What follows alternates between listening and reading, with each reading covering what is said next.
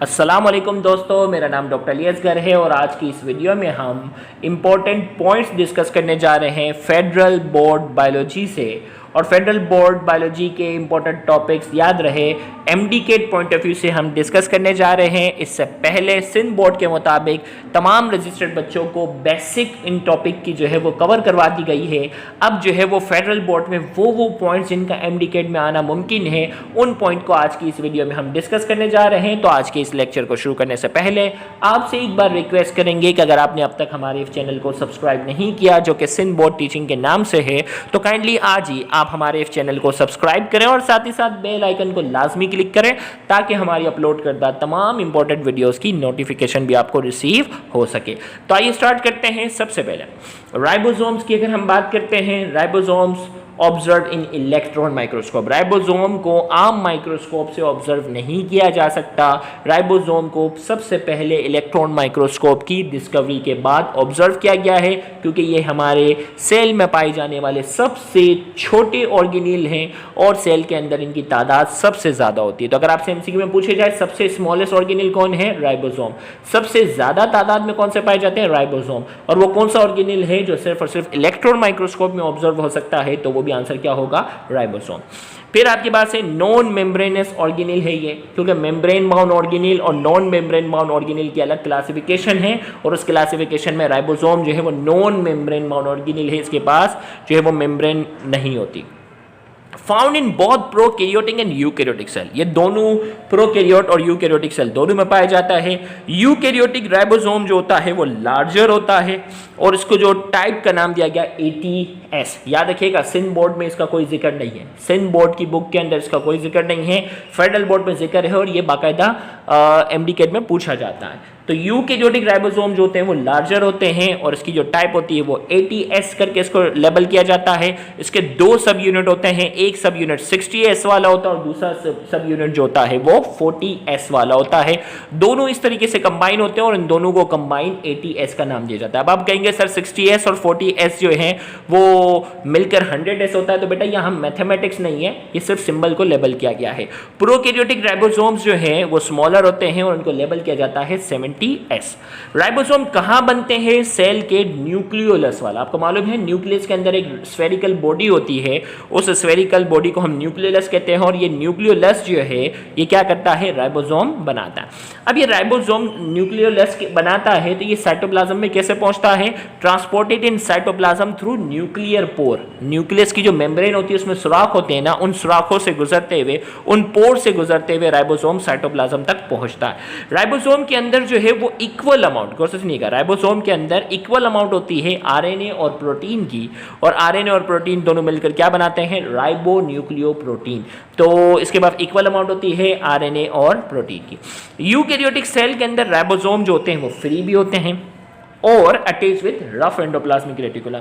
ये जो है वो फ्री भी होते हैं और रफ एंडोप्लाज्मिक रेटिकुलम के साथ अटैच भी होते हैं, जबकि प्रोकैरियोटिक सेल के अंदर एंडोप्लाज्मिक रेटिकुलम नहीं होती, इसीलिए प्रोकैरियोटिक सेल के अंदर राइबोसोम हमेशा जो होते हैं वो फ्री होते हैं।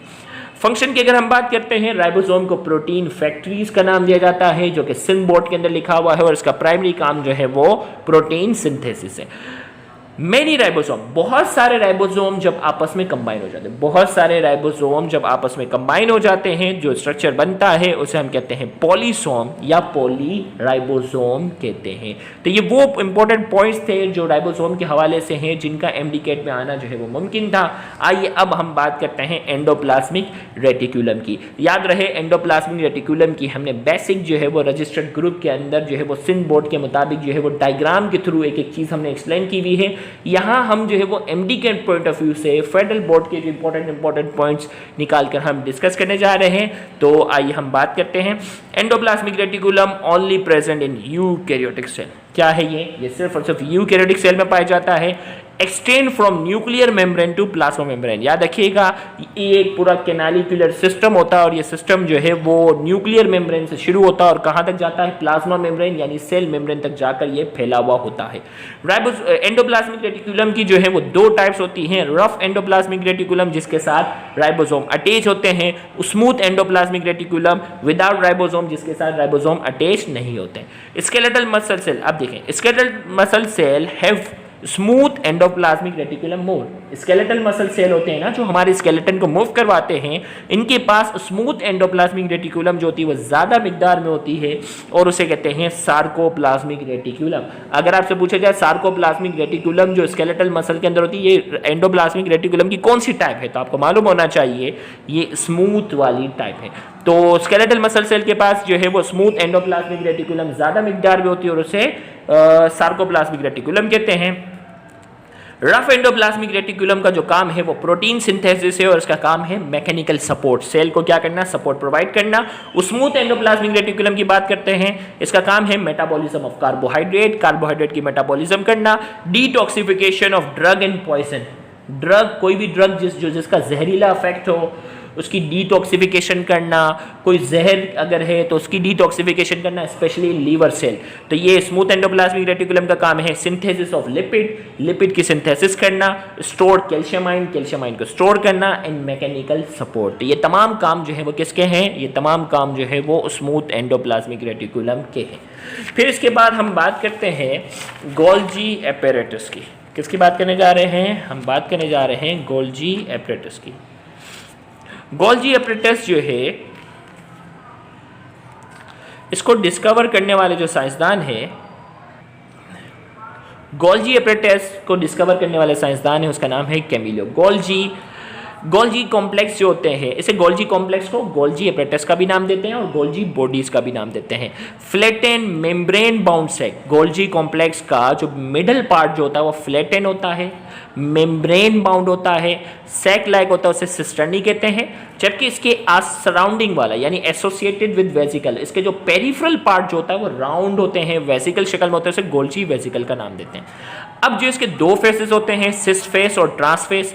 सिस फेस जो होता है वो एंडोप्लाज्मिक रेटिकुलम से क्या, ये आउटर फेस होता है, फॉर्मिंग फेस होता है, ये एंडोप्लाज्मिक रेटिकुलम से क्या करता है, सिक्रीशन को क्या करता है, सिक्रीशन को जो है वो रिसीव करता है, इसीलिए से सिस फेस कहते हैं।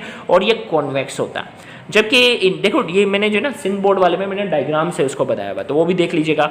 इनर फेस जो कि मैच्योरेटिंग फेस है और ये इनर फेस जो होता है ये क्या करता है, सिक्रीशन को जो है वो मॉडिफाई करता है, एंडोप्लाज्मिक रेटिकुलम की सिक्रीशन को मॉडिफाई करता है, उसको ट्रांसफर करता है, इसीलिए से मैच्योरेटिंग फेस या इसे ट्रांसफेस कहते हैं। और ये कॉनकेव एंड होता है।